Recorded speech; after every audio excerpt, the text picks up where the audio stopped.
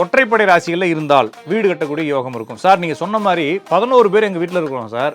வேற ராசிகள் நீங்கள் சொன்ன இரட்டைப்படை ராசிகள், நீங்கள் சொன்ன ராசி மேச ராசி, மிதுன ராசி, சிம்ம ராசி, துலா ராசி, தனுசு ராசி, கும்ப ராசி, இந்த 6 ராசிகளில் ஒரே ஒரு குழந்தை போன வருஷம் பிறந்துச்சு சார். அப்படின்னா அந்த குழந்தை பிறந்த நேரம் இப்போ ஒரு ஜாதகத்தில் சார் ஒருத்தர் மீன ராசி, இன்னொருத்தவங்க மகர ராசி பெண், அந்த அவங்களுடைய மனைவி, அவங்க 2 பேருக்கும் வீடு இல்லாமல் இருக்கிறாங்க. ஒரு பெண் குழந்தை பிறகுது. அந்த பெண் குழந்தை வந்து கும்பராசி. அப்போ கும்பராசினா வீடு இருக்கணும் அப்படிங்கக்கூடிய அந்த ஒற்றைப்படை ராசிகளுக்கு வந்துருக்கு இல்லையா? நீங்கள் கணக்கு பார்த்தா அப்போ இந்த பொண்ணுக்கு வீடு இருக்கணும். இந்த குழந்தை பிறந்து 1.5 வருஷத்துல வந்து வீடு ஒன்று வாங்கிடுறாங்க, சந்தோஷமா இருக்கிறாங்க. இந்த பிள்ளைக்கு ஒரு 26 வயசாகுது. இந்த பிள்ளைக்கு ஒரு கல்யாணம் பண்ணி வைக்கிறாங்க. இந்த பிள்ளை கல்யாணம் பண்ணி புருஷன் வீட்டுக்கு போகுது. உடனே என்ன ஆகுதுன்னா அந்த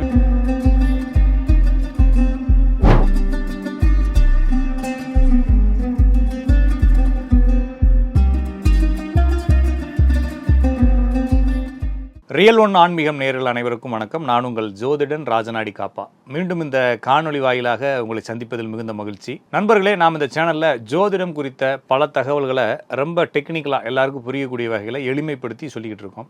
ஒவ்வொரு நாளும் ஒரு தலைப்பு, அந்த தலைப்பையுமே வந்து பொதுவாக இந்த ராசிக்காரங்க இந்த ராசிக்காரங்கன்றது சொல்லாமல் இந்தந்த கிரக அமைப்புகள் இருந்தால் இந்தந்த தகவல்கள் நடக்கும், இந்தந்த மாதிரி அமைப்புகள் உங்கள் ஜாதத்தில் இருக்கும் அப்படின்னு நம்ம பேசிட்டு வரோம். இன்றும் அதுபோல் எல்லாருக்கும் தேவைப்படக்கூடிய ஒரு தலைப்பு. சார், சொந்த வீடு இருக்குமா? எடுத்தோடனே கேட்குறது எல்லாருக்கும்.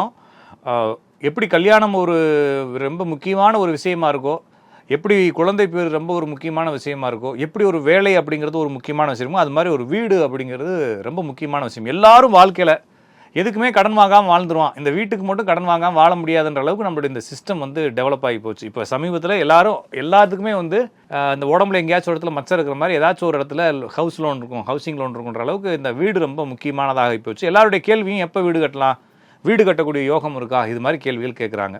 நம்ம இதை லாஜிக்கலாகவே எப்பயும் போலவே லாஜிக்கலாகவே இந்த தகவல்களை பார்த்துடலாம். ஒரு ஜாதகத்தில் வீடு என்ற அமைப்பை சொல்லக்கூடிய கிரகம் வந்து சந்திரன். அப்போ ஒரு ஜாதகத்தில் சந்திரன் தான் அவருடைய வீடு அமையுமா அமையாதா அப்படிங்கக்கூடிய தகவலை வெளிப்படுத்தக்கூடியது. அடுத்து அந்த வீடு எங்கே கட்டுறோம் அப்படின்னா நிலத்தில் கட்டுறோம். அப்போ நிலம் அப்படிங்கக்கூடிய விஷயத்தை வெளிப்படுத்துவது புதன். அப்போ ஒரு ஜாதகத்தில் புதனும் அல்லது சந்திரனும் ரொம்ப முக்கியமான ஒன்றாக இருக்க வேண்டும். சார், எல்லா ஜாதகத்திலையும் புதன் இருக்கு சந்திரன் இருக்குல்ல, இது என்ன மாதிரி இருந்தா அப்படின்ற கேள்வி இருந்தால், ஒரு ஜாதகத்தில் புதன் வக்ரமாகவோ புதன் விளிம்போ புதன் பரிவர்த்தனையோ இருந்தா. சார், வக்ரம்னா என்ன அப்படின்னா, வக்ரம்ங்கிறது ஒரு நிலை, ரெட்ரோகிரேட் அப்படின்னு சொல்லி ஆங்கிலத்திலையும் தமிழில் வந்து வக்ரம்னும், ஆங்கிலத்திலையுமே வந்து அதை ரிவர்ஸ்னு சிலர் குறிப்பிடுறாங்க. சமஸ்கிருதத்திலையும் வக்ரம் தான். வக்ரம் என்பது ஒரு கிரகம் முன்னோக்கி சென்று கொண்டிருக்கும்போது பின்னோக்கி வரக்கூடிய ஒரு நிலைன்னு சொல்றாங்க. இதை வந்து கண்டுபிடிக்கிறது, கணிதம் பண்றது கொஞ்சம் கஷ்டம். நீங்க ஜாதகத்தில் வக்ரம்னு எழுதியிருப்பாங்க, உங்க ஜாதகத்தில் எடுத்து பார்த்தா தெரியும். ஒரு ஜாதகத்தில் புதன் வக்ரமோ பரிவர்த்தனையோ விளிம்போ இருந்தால் அவங்களுடைய ஜாதகத்தின் அடிப்படையில் அவங்க லேண்ட் ஏதாச்சும் வாங்கினா அது பஞ்சாயத்தில் டிஸ்பியூட்ல வந்து நிற்கும். இல்லாட்டினா அதை எங்கேயாச்சும் வித்துருவாங்க. ஏதாச்சும் ஒரு பஞ்சாயத்து ஆகி கடைசி நல்லா போயிட்டே இருக்கும் லைஃப். ஏதாச்சும் ஒரு பிசினஸ் ஆரம்பிப்பாங்க, அந்த பிசினஸ்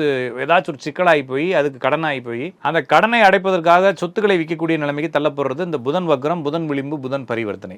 இந்த நிலை உங்க ஜாதகத்துல இருக்கான்னு ஃபர்ஸ்ட் பாத்துக்கங்க. இதுதான் வந்து, ஏன்னா லேண்டு கண்டிப்பா வேணும் இல்லையா, வீடுனா. அப்ப இந்த நிலையில ஏதாச்சும் ஒரு கிரகம் இருந்தால் இவங்க வந்து சொந்த வீடு கட்ட முடியுமா? கட்ட முடியும். ஏன்னா இவங்க லேண்டு வாங்குவாங்க, பிற்காலத்துல பிரச்சனையாக போகுது. அப்ப சொந்த வீடு கட்டுறதுக்கும் இதுக்கும் சம்பந்தம் இல்லை. ஆனா சொந்த வீடு கட்டினாலும் அது நிலையாக இருக்கணும் இல்லையா?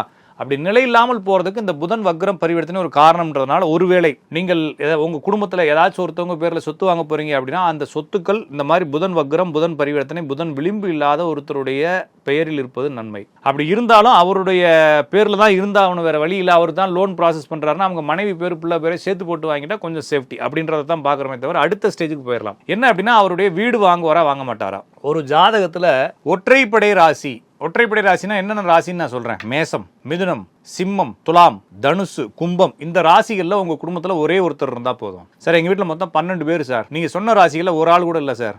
எல்லாமே எப்படி இருக்காங்க? ரிஷபத்தில் இருக்கிறாங்க, அல்லது கடகத்தில் இருக்கிறாங்க, அல்லது கன்னியில் இருக்கிறாங்க, அல்லது விருச்சகத்தில் இருக்கிறாங்க, மகரத்தில் இருக்கிறாங்க, மீனத்தில் இருக்கிறாங்க. நீங்கள் ஃபஸ்ட்டு சொன்ன 6 ராசிகளில் யாருமே இல்லை சார். அப்படின்னா நீங்கள் எத்தனை வீடு கட்டினாலும் வீரபாகு பேக்கரிக்கு முன்னால் மதன் பாப்பு வீடு கட்டின மாதிரி கிரகப்பிரவேசத்துக்கு போவீங்க, வெளியேற்றி விட்டுரும். இல்லாட்டினா அந்த வீட்டுக்கு போவீங்க, தங்கியிருப்பீங்க, ஒரு வாரத்தில் சண்டை வந்துடும், இல்லைனா ப்ரமோஷன் ஆயிரும், ட்ரான்ஸ்ஃபர் ஆயிரும், வெளிநாட்டு வேலை கிடச்சிரும், குடும்பத்துக்குள்ள பஞ்சாயத்து ஆகி போயிடும், குடும்பத்தில் ஏதாச்சும் பஞ்சாயத்து, அப்போ வீட்டை விட்டு வெளியேற்றிக்கிட்டே இருக்கும். அப்போ ஒரு ஜாதகத்தில் சந்திரன் என்ற கிரகம் அப்போ ஒற்றைப்படை ராசிகளில் இருந்தால் வீடு கட்டக்கூடிய யோகம் இருக்கும். சார், நீங்கள் சொன்ன மாதிரி 11 பேர் எங்கள் வீட்டில் இருக்கிறோம் சார். வேற ராசிகள் நீங்கள் சொன்ன இரட்டைப்படை ராசிகள், நீங்கள் சொன்ன ராசி மேச ராசி, மிதுன ராசி, சிம்ம ராசி, துலா ராசி, தனுசு ராசி, கும்ப ராசி, இந்த 6 ராசிகளில் ஒரே ஒரு குழந்தை போன வருஷம் பிறந்துச்சு சார். அப்படின்னா அந்த குழந்தை பிறந்த நேரம் உங்கள் குடும்பத்துக்குள்ளே எல்லாருமே சொந்த வீட்டில் இருக்கலாம். அப்போ சரியாக புரிஞ்சுக்குங்க, ஒற்றைப்படை ராசிகளில் குடும்பத்தில் ஒரே ஒருத்தர் இருந்தால் போதும் அந்த குடும்பத்தில் எல்லாத்தையும் சொந்த வீட்டில் வாழ வச்சிரும். சார் இது யார் பேரில் வாங்கணும் இந்த வீடு, அந்த குழந்தை பேரில் தான் வாங்கணும்? இல்லை, அது யார் பேரில் வேணாலும் இருக்கலாம். புதன் வக்ரம் பரிவர்த்தனை விளிம்பாகாதவங்க பேரில் இருந்தால் நன்மை. ஏன்னா பிற்காலத்தில் அது வித்தரக்கூடாது இல்லையா, வீட்டில் நல்லபடியாக வாழணும் இல்லையா, அதுக்காக. அப்போ ஒரு ஜாதகத்தில் ஒற்றைப்படை ராசிகள் இருந்தால் அந்த வீட்டில் சொந்த வீடுக்கு வாய்ப்பு இருக்குது. யாருக்குமே ஒற்றைப்படை ராசிகள் இல்லாத பட்சத்தில் உங்களுக்கு சொந்த வீடு வாய்ப்புகள் இல்லை. அப்போ நாங்கள் என்ன செய்யலாம்னா, சார் நிறைய பில்டிங் கட்டி வாடகைக்கு விடலாம், நீங்கள் போய் இருக்க முடியாது. அப்போ நீங்கள் போய் இருக்கணும்னா உங்கள் வீட்டில் ஒரே ஒருத்தங்க, உங்கள் வீட்டில் ஒரு பாட்டி இருக்குது சார், ஊரில் இருக்க அந்த பாட்டி மேசராசி பாட்டி அப்படின்னா அந்த பாட்டியை கூட்டு வந்து உங்கள் வீட்டில் வச்சுக்கோங்க, நீங்கள் சொந்த வீட்டில் இருக்கலாம். அவ்வளோதான், சிம்பிள். அப்போ உங்கள் வீட்டில் யாராச்சும் ஒருத்தங்க இருக்கணும். அல்லது ஒரு குழந்தை பிறக்குது. இப்போ ஒரு ஜாதகத்தில் சார் ஒருத்தர் மீனராசி, இன்னொருத்தங்க மகர ராசி பெண், அவங்களுடைய மனைவி, அவங்க 2 பேருக்கும் வீடு இல்லாமல் இருக்கிறாங்க. ஒரு பெண் குழந்தை பிறக்குது. அந்த பெண் குழந்தை வந்து கும்பராசி. அப்போ கும்பராசினா வீடு இருக்கணும் அப்படிங்கக்கூடிய அந்த ஒற்றைப்படை ராசிகளுக்கு வந்துருது இல்லையா, நீங்கள் கணக்கு பார்த்தா. அப்போ இந்த பொண்ணுக்கு வீடு இருக்கணும்ப்ப இந்த குழந்தை பிறந்து 1.5 வருஷத்தில் வந்து வீடு ஒன்று வாங்கிடுறாங்க, சந்தோஷமாக இருக்கிறாங்க. இந்த பிள்ளைக்கு ஒரு 26 வயசாகுது. இந்த பிள்ளைக்கு ஒரு கல்யாணம் பண்ணி வைக்கிறாங்க. இந்த பிள்ளை கல்யாணம் பண்ணி புருஷன் வீட்டுக்கு போகுது. உடனே என்ன ஆகுதுன்னா, அந்த வீட்டுக்குள்ள பிரச்சனை வந்து இந்த புருஷனை பொண்டாட்டி வீட்டை விட்டு வெளியேறி வேற வீட்டுக்கு போகக்கூடிய சூழல் வந்தது. காரணம் புரியுதுங்களா?